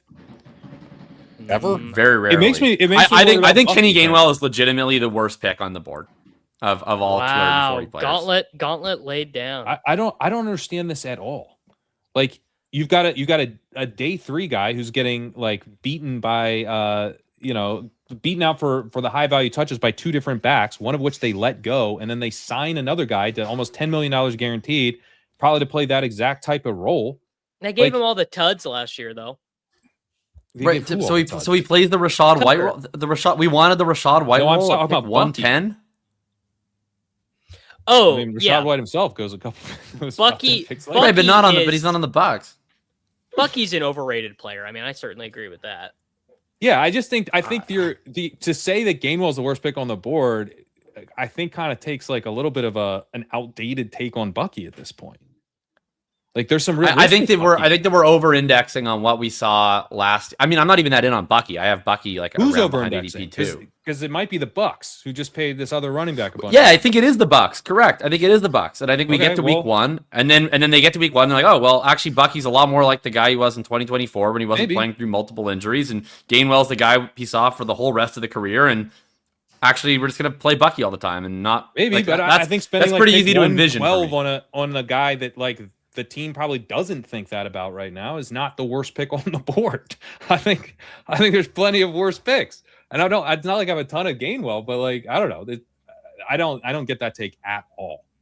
That makes no sense to me. I stand by. I think he's an ancillary. I think you're getting a very limited standalone role compared to other guys in his range, like a Jordan Mason, Aaron Jones. I think project for much better standalone roles than Gainwell. And I think you're getting a really questionable contingent upside role. And I'm not even that into Bucky. I'm not drafting Bucky. I might have drafted Bucky once this year, so I don't think he's some great value at the 3-4. It's just not a backfield I think that's well priced to me. And Tucker's probably the one I like the most. But I do take some Tucker. we're behind ADP on Gainwell, so he's not like some big smash target. But I think seems like you are drafting 38%. I'm not. I'll pull up my exposure. I think he's like, it's just one of those takes where I'm like the worst pick on the board. Like how? Like what? I've just been really confused by where he falls. Okay. I mean, it's because there's not like the running back position kind of dries up. Like we know this. Like if you need a running back in that range, it's like, God, what is left? A guy, Jonathon Brooks, like we've never seen this guy play. Ja'Cory Krosky-Merritt, who like completely kind of didn't hit in a wide open backfield last year. Like you end up with guys who are like, hey, at least this guy was good and got paid like a lot of money. What do you get? $14 million over 2 years with 10 of it guaranteed. I still can't believe Pat defends Vrabel. How about you want? Why don't we make a Chris Rodriguez Kenny Gainwell bet? Sure. Great. All right. You're on an airplane flying from San Diego. I have 8% Kenny Gainwell. I have 8%. Chris Rodriguez is probably the guy I'd want there. I looked at Rodriguez because on a zero running back team, I wasn't seeing him in the Sims, and I was like, are we missing something here? And I was like, we aren't. He's real bad. Yeah. So you're on a cross-country flight, and the guy. I mean, we live in a world where Keaton Mitchell is going his legs out 150 for some. Oh, rightfully so, Jacob. What? I mean, Keaton Mitchell is now he's much cheaper than Kenny Gainwell, but he's like Kenny Gainwell if I was sure that I was right, instead of painting a specific take on the backfield. What you mean to say is that he's the best running back in the NFL, and I could see how you get those things confused. He's not. Wait, you're in or out on Keaton Mitchell? I'm pretty out on that price. Okay, for the same reasons as Gainwell. I don't. What's going on with the Keaton stuff? I was worried I was just gonna have to quietly be like, "What the hell's happening?" He's Keaton Mitchell, and he's with McDaniel. He's freed. This price is nuts. How is We're this all trying to find the guy who did this. $14 million over 2 years with 10 of it guaranteed. Well, look, I love to call people the worst pick on the board. So Kenny Gainwell is one of 17 people that I'll declare to be the worst pick on the board, and then whichever one I was correct about is the only one I'll acknowledge in January. So last year, for instance, DJ Moore. But the take has a built-in hedge where you call everyone right. So I will have. So he's my first worst pick of the board. There's going to be future ones, but yeah, Keaton Mitchell is like I have a specific take on the Bucs backfield that I acknowledge is not a certainty. I'm like, this is one angle of things that I think is more likely to play out than the market is portraying. Everything I said about that for Gainwell is like 100% etched in stone to apply to Keaton Mitchell. I don't understand why he's going anywhere near where he's going. I mean, it's crazy that you were looking at our generation's Chris Johnson, our generation's CJ2K. You're just looking in the fucking eye, and you're saying no thanks. He's like CJ 200. He's gonna have like. This is Ty Johnson. This is Ty Johnson, right? No. No. What is he? He's gonna get 5 touches a game, and if Omarion Hampton goes down, he's gonna get 6 touches a game. Guys, you just need to know that this is wrong. All I'm telling you. We're drafting Jaleel McLaughlin at pick 153. I'm gonna increase. We're doing more ship chasing drafts than planned, so that Davis is forced to cut Keaton Mitchell. I want multiple teams where you're the one messaging, guys. I hate to say it, but we gotta cut Keaton. I'm so glad you got Pat and I back on the same side with Keaton Mitchell hate. That was an all-timer from Corain right there. Oh, that was great. That was an incredible dunk. Here's the deal. It's going to be really, really, really, really hard for me. We're going to have to be hard fucking up for a kicker in week 4 for me to want to cut Keaton Mitchell because I know that the second Omarion Hampton turns an ankle the wrong way. Then we better bid a lot for Kamani Vidal, their actual RB2. Guys, Keaton Mitchell's projecting for 7 points this week after he got 6 touches. Six touches for Keaton Mitchell is 15 PPR points. I mean, let's just be honest. Oh my God. I mean, it's this might be the biggest case of slapflation ever because do you think it's fun for people like me and Pat to hate on Keaton Mitchell? Yeah, do you think we enjoy this? So obviously you are making a great point that like this profile of guy would have been a round 20 pick 2 years ago, 3 years ago, or whatever. Like 100%. You'd be getting unique with Keaton Mitchell. Yes. Yeah, dude. Yeah, you'd be doing a video. You'd be doing a YouTube video. You know, about, it's like, the Keaton same Mitchell thing of like, what am I drafted. gonna do? What am I gonna do? Not fucking drive? Like, I gotta pay $4 for a gallon of gas. Like, you still gotta drive. Like, I still need Keaton Mitchell, so I'm paying the new price. He's not a chief, dude. He's not a chief. What's happening? No, even worse, like he's a Charger. He's a Charger. He's got the burial ground curse in the model. He's got the burial ground part. But there's a group of guys who are just actually RB2s who like there's pretty much no question that if the RB1 goes down, we're just starting them. And they're like all cheaper. Like Dylan Sampson, can you pull Brian up, Robinson, Chris Tank Diaz's Bigsby, comment, Braylon Allen, Ray Davis. What am I doing? Pull up Chris Diaz's comment, please. Yeah, that's a good one. Keaton Mitchell is going to single-handedly make rushes positive.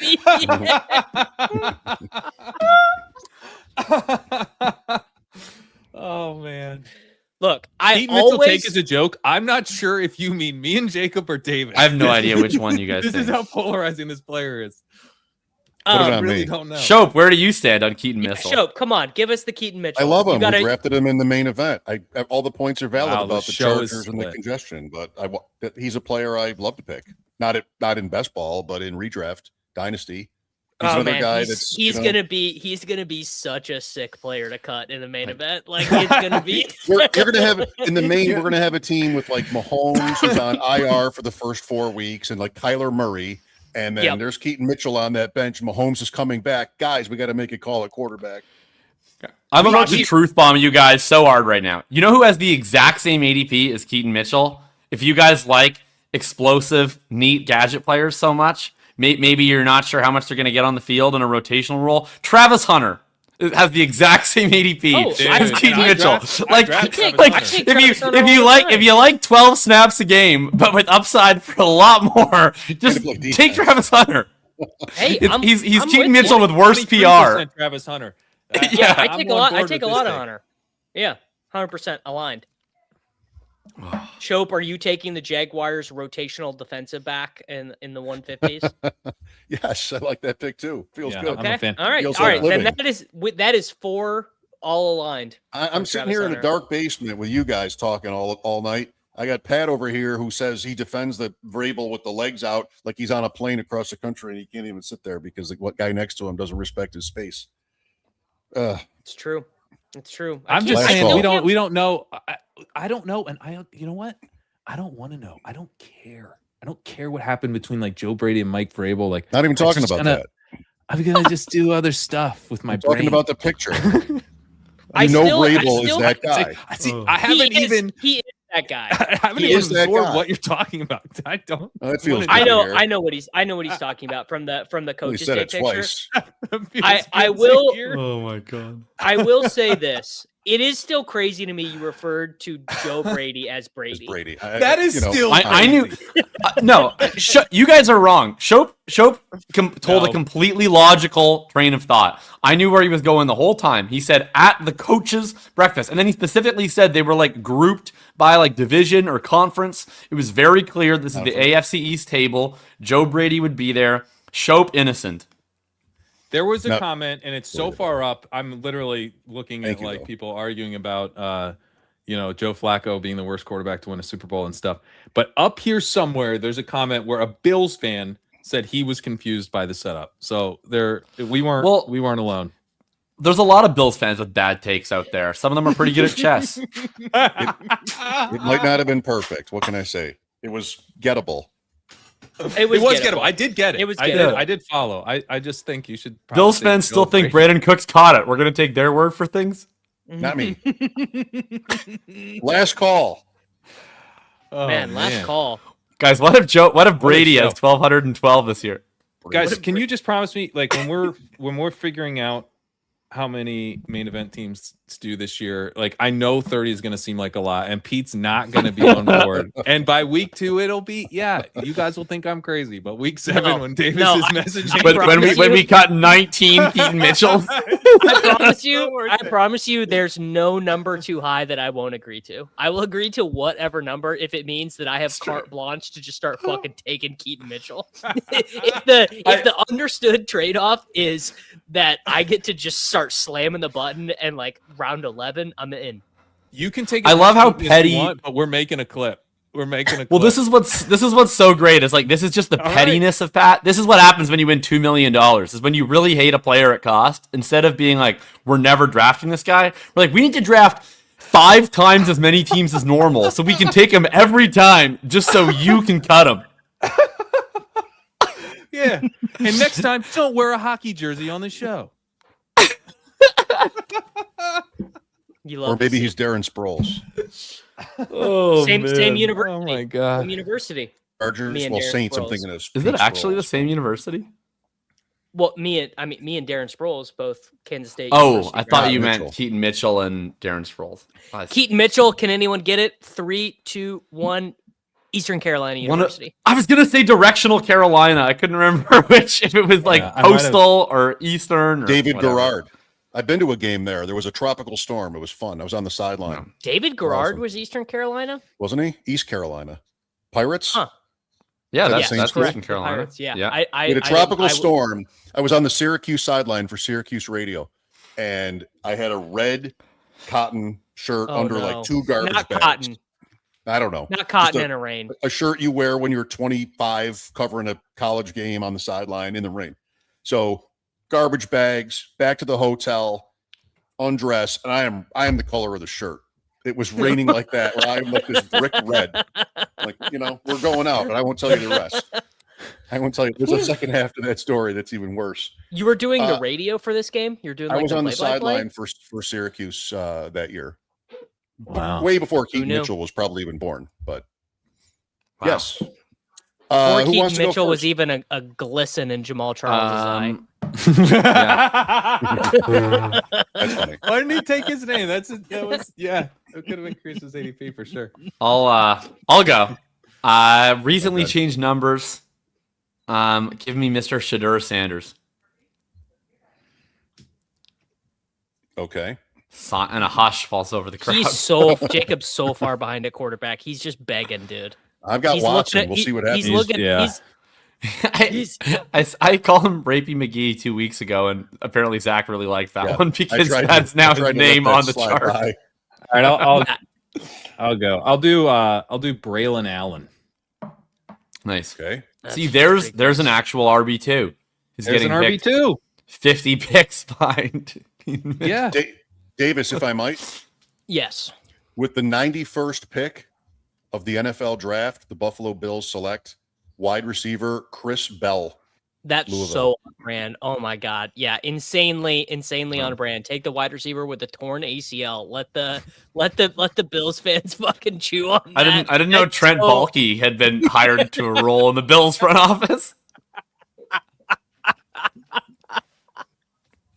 Look, the Bills fans just need to accept it now. They're fucking taking Denzel Boston, and he is gonna stink shit for the Bills. No, they're going to take Zachariah Branch because they need another guy to run on 3-yard drag routes. They need another guy to get screens. The Bills hate on this show. They're just going to run mesh every play with DJ Moore running a clear out for Shakir and Zachariah Branch. All right, I'm also now realizing like how, in light of the Brady conversation, how funny it is that GM Bean is like he's the lesser of the beans. Yes. Yes. They didn't make a movie. Had a blurb they didn't make a movie about Brandon. They called him Billy Bean in the blurb. Did they really? Did they really? Yeah. Probably lifted off the AP. Yikes. How many Beans would you say are ahead of Brandon Bean? Like obviously Billy Bean, Mr. Bean certainly. Mr. Bean, yeah, for sure. I much prefer a kidney bean. I'm a big pinto bean guy. That is pinto bean. That's like really good. You can't just put all beans in front of a person. Bean is there's a slang for. There was a golfer. It's ahead of Brandon Bean. Like Jake would know who Andy Bean is. I don't think I do. I know Rich Beam. I don't think I know Andy Bean. You know, a while. It's a while ago.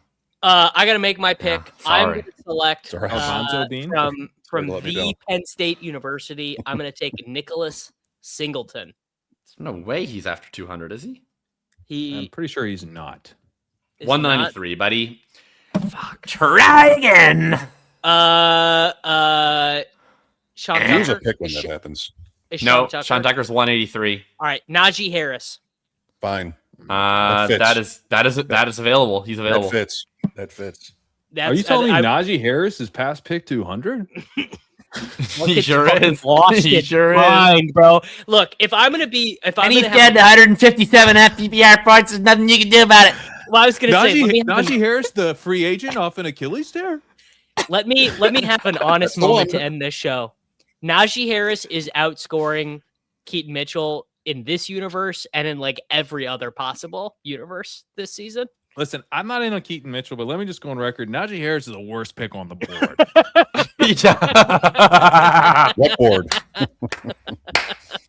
This board. The not last call, just this board. This board. All right.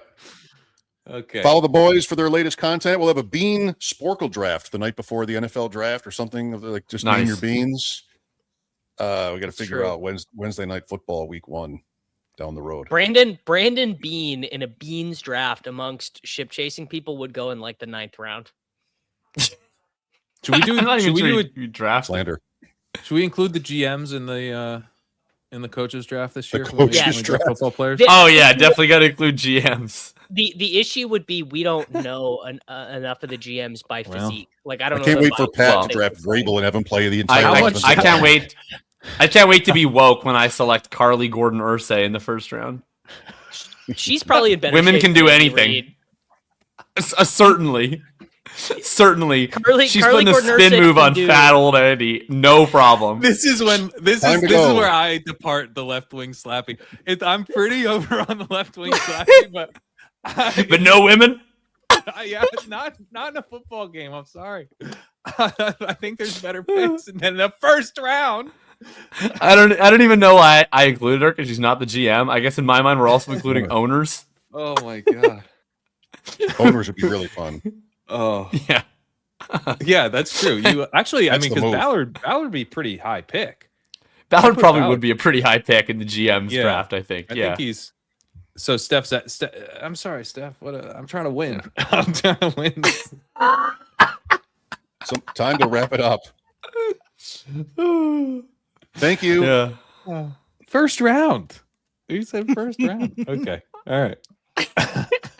Look, she's on the headset. She knows the plays. We're not. It's not. To be clear, this is for a football game, not for GM. I'm not going to listen to you backpedal for 10 minutes. Just let's just unbelievable. Get it back on your stream tomorrow. Pat's actually writing the memo about why Democrats need to nominate a white straight Christian this year. We're doing football moves here. All